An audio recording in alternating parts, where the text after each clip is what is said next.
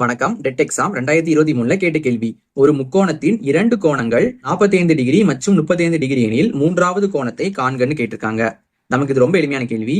இப்ப நமக்கு ஒரு முக்கோணம் இருக்கு அப்படின்னா அந்த முக்கோணத்துல மொத்தம் 3 கோணங்கள் இருக்கும். அந்த 3 கோணத்தை நம்ம கூட்டும் போது நமக்கு 180 டிகிரி வரும். சரியா?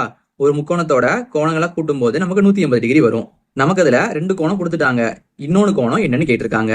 இப்ப என்ன பண்ணலாம்? நம்ம இந்த ரெண்டையுமே கூட்டி இதுல இருந்து கழிக்கலாம். 45 டிகிரி பிளஸ் 35 டிகிரி. மூன்றாவது கோணம் நமக்கு தெரியாது. என்ன பண்ணலாம்? எக்ஸ்னு வச்சுக்கலாம். ஈக்குவல் டு என்னது? 180 டிகிரி வரும். மூணையும் கூட்டும் போது 180 டிகிரி வரும். இப்ப நம்ம இந்த ரெண்டையும் கூட்டலாம் பாருங்க. இப்ப நம்ம இந்த ரெண்டையும் கூட்டும் போது நமக்கு 80 கிடைக்குது. அப்ப நமக்கு இங்க 80 வரும்.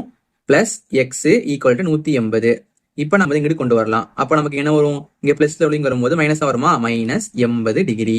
நம்ம 180ல இருந்து 80 கழிச்சோம் அப்படின்னா நமக்கு மிச்சம் 100 வரும். அப்ப நமக்கு எக்ஸோட மதிப்பு 100 டிகிரின்னு கிடைக்குது. இதான் நமக்கு தேவையான மூணாவது கோணம். இது நமக்கு ஆப்ஷன் டில இருக்குது. இதே மாதிரி உங்களுக்கு ஒன்று கொடுத்துருக்கேன். இதோட மதிப்பு என்ன வருது? கீழே கமெண்ட் பண்ணுங்க.